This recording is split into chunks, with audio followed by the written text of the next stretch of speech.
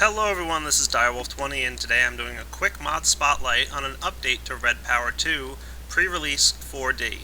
So I'm in Minecraft 1.1 here, and the biggest news for my Red Power 2 pre-release 4D is that it supports Minecraft 1.1, so that's awesome. And LRM decided to backport a couple of the things she's working on for pre-release 5 into pre-release 4D just to make this update even more awesome. So there's 2 or 3 changes, and there's 2 actually new items. So let's get started on checking those guys out, shall we? Alright guys, one of the first items I'm going to cover for you here is called the project table. Now, this is a pretty neat device, crafted using a chest, a crafting table, some wood, and some smooth stone. Let's place this guy down and open him up. So you can see here, there's what looks like a crafting table interface, which makes sense, crafting tables are part of the ingredients, and a little bit of a chest storage area here, and you've got an output block. So what does this guy do? This is not an automatic crafting table, so if you're thinking that, you're not correct. Oops, I don't want to do this. What you do is you place in the top slot here of the project table a recipe. So I've went ahead and gotten the recipe for blue alloy wires. Cool. And I'm going to place the other, recipe or other ingredients of this recipe right here inside my project table. So the way this project table works is, as long as there's the ingredients necessary for the item up here, you can instantly craft them by using this project table. So I just click on this blue alloy wire, and you'll note that it took ingredients from the bottom slots. And I can shift click to get a stack. So, as I'm out in the field, I come back to my base and I say, oh, I need some more blue alloy wire, gonna open this guy up, just grab a stack, good to go, move along. No crafting necessary. Now, of course, you are going to need separate project tables, but it's a pretty good idea because it makes it easy to craft your more complicated recipes, stuff that requires a bunch of different materials or whatever. So the project table is really pretty cool. I like it. Now keep in mind, it's not going to automatically craft things for you. That's not the intended purpose of this. So, there you go. The next new item that LRM has given us is a new way of generating power. Up until now, the only way to create power in Red Power 2 is by using solar panels. And if I were to place just one of these guys down and run some wiring to it, whoops, that's not wiring, is it? There we go. Now I'm going to give this guy a moment to run, and I'm going to check him with the voltmeter. You can see we're producing about 0.6 amps, 0.6. So that's your baseline on how much energy a solar panel is producing, 0.6. But that only runs during the day, and it also only runs in the overworld. So you can't run it underground, you can't run it at night. So the new item given to us is called the Thermopile. It's right here, and you can see the recipe for it. You need some copper, some iron, some blue alloy ingots, some blue doped wafers. You got the Thermopile. Now the Thermopile works by using a temperature differential. It takes the difference between lava and snow, or lava and water, basically the difference between hot and cold.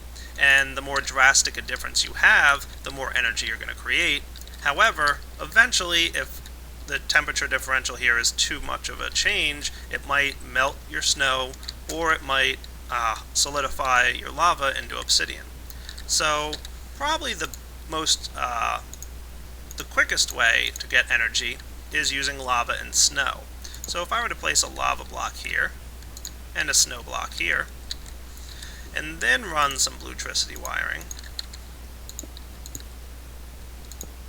Alright, so my lava and snow blocks here connected to the blue wire shows about 0.15 amps. So a little bit less than we're used to getting with the solar panel, which is producing 0 amps right now because it has nowhere to go. But you can see pretty much what the deal is. Now, you can also, instead of using this, use lava and water. Because if we wait a few minutes here, and I'm going to cut the camera and come back once this happens, but snow is too much cooling with the lava. So it's going to produce more power, but eventually your lava is going to solidify here. In fact, guys, I decided that I want to make an even bigger temperature differential. I'm going to go with lava and ice. Now, lava is 100 heat, snow is 50 cooling, water is 25 cooling, and I believe ice is 100 cooling. So with lava and ice, there's a much bigger temperature differential. Ice cools more than snow.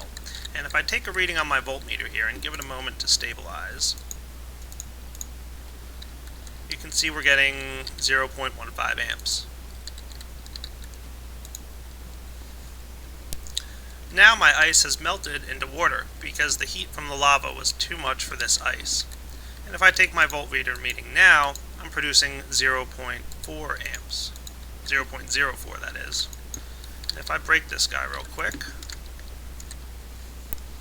So let's try 2 water source blocks on either side with the lava on that side.